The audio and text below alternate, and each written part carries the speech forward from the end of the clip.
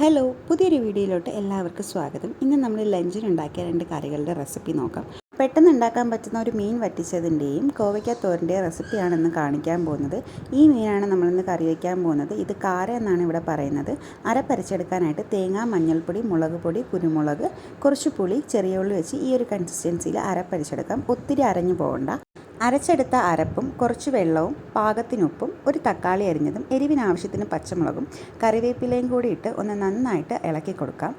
നന്നായിട്ട് ഇളക്കി കൊടുത്തതിന് ശേഷം നമ്മൾ കഴുകി വൃത്തിയാക്കി വെച്ചിരിക്കുന്ന മീൻ ഇതിലോട്ടിട്ട് അതും കൂടി ഒന്ന് ഇളക്കി കൊടുത്തതിന് ശേഷം അടുപ്പത്ത് വെച്ച് ഫ്ലെയിം ഓണാക്കാം. ഇതുപോലുള്ള ചെറിയ മീൻ ഇങ്ങനെ കറി വയ്ക്കുന്നതാണ് നല്ല ടേസ്റ്റ്. വലിയ മീനും ഇങ്ങനെ വെക്കാറുണ്ട്. അതിനുശേഷം അടുപ്പിൽ വെച്ച് ഫ്ലെയിം ഓണാക്കി കുറച്ച് നേരം അടച്ചു വെച്ച് ഒന്ന് കുക്ക് ചെയ്തെടുക്കാം. ഇതുപോലെ ഒന്ന് തിളച്ച് വരുമ്പോഴേക്കും ഒരു സ്പൂൺ ഉപയോഗിച്ച് ഇങ്ങനെ ഒന്ന് ഇളക്കി നോക്കാം. അടിയിൽ പിടിക്കാതിരിക്കാനാണ് നമ്മളിങ്ങനെ ഇളക്കി കൊടുക്കുന്നത്. അതിനുശേഷം തീ ലോ ഫ്ലെയിമിലാക്കി കുറച്ച് നേരം കൂടി ഈ മീൻ ഒന്ന് നന്നായിട്ട് വെന്ത് വരുന്നത് വരെ കുക്ക് ചെയ്തെടുക്കാം.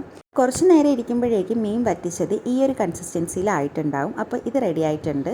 ഇനി കോവയ്ക്ക വെച്ചിട്ട് ഒരു സിമ്പിളായിട്ട് ഉണ്ടാക്കാൻ പറ്റുന്ന തോരൻ ഉണ്ടാക്കാം.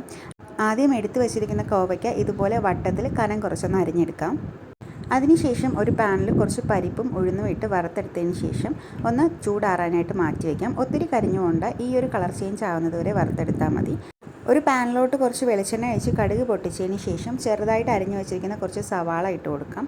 അതിനുശേഷം അതിലോട്ട് നമ്മൾ അരിഞ്ഞു വെച്ചിരിക്കുന്ന കോവയ്ക്ക ഇട്ട് കൊടുക്കാം. പാകത്തിന് ഉപ്പ് കൂടി ഇട്ട് ഇത് നന്നായിട്ട് ഒന്ന് ഇളക്കി കൊടുക്കാം. നന്നായിട്ടൊന്ന് ഇളക്കി കൊടുത്തതിന് ശേഷം കുറച്ച് നേരം ഒന്ന് കുക്കായി വരാനായിട്ട് അടച്ചു വെച്ച് വേവിച്ചെടുക്കാം. അപ്പോഴേക്കും അരപ്പ് തയ്യാറാക്കിയെടുക്കാം. തേങ്ങ, വെളുത്തുള്ളി, ജീരകം, മഞ്ഞൾപ്പൊടി, 2 ഉണക്കമുളകും നമ്മൾ നേരത്തെ വറുത്ത് വെച്ച പരിപ്പും ഉഴുന്നും കൂടി ഇട്ട് ഒന്ന് ക്രഷ് ചെയ്തെടുക്കാം. ഒത്തിരി അരച്ചെടുക്കണ്ട. അപ്പോഴേക്കും കോവയ്ക്ക് ഒന്ന് വാടി തുടങ്ങിയിട്ടുണ്ടാവും. ഒന്ന് ഇളക്കി കൊടുത്തതിന് ശേഷം നമ്മൾ അരച്ച് വെച്ചിരിക്കുന്ന അരപ്പ് ഈ കോവയ്ക്കയുടെ മുകളിലോട്ട് തട്ടി അതുപോലെ തന്നെ കുറച്ച് നേരം കൂടി വേവിക്കാം. കുറച്ച് നേരം ഒന്ന് അടച്ചു വെച്ച് കുക്കായതിന് ശേഷം ഈ അരപ്പും കോവയ്ക്കും കൂടെ നന്നായിട്ട് ഇതുപോലെ ഒന്ന് മിക്സ് ചെയ്ത് കൊടുക്കാം.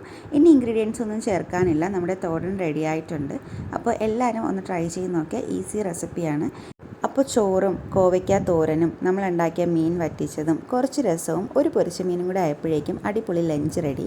അപ്പോൾ ഇന്ന് നമ്മൾ ഉണ്ടാക്കിയ 2 ഐറ്റംസും നല്ല ഈസിയാണ് ഉണ്ടാക്കാനായിട്ട്. എല്ലാവരും ഒന്ന് ട്രൈ ചെയ്ത് നോക്കണേ.